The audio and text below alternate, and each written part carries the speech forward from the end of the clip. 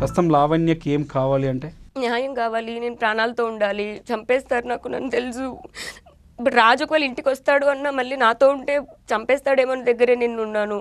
ఎక్కడున్నా బతుకుంటే అన్న చాలు. చంపేస్తారండి మస్తు. నాకేమైనా సరే మస్తానని వాళ్ళ మమ్మీ వాళ్ళ డాడీయే కారణం. ఈ రోజు కూడా వాళ్ళు కూర్చొని అసలు వాళ్ళ కొడుకేం తప్పే చేయలేదని మాట్లాడతారు.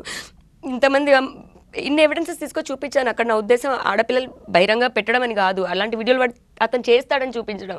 మీ జీవితంలో ఈ స్థాయిలో ఇంత పెయిన్ అనిపించడానికి కారణం మస్తాన్ సాయి రాస్తారనా? మస్తాన్ సాయి.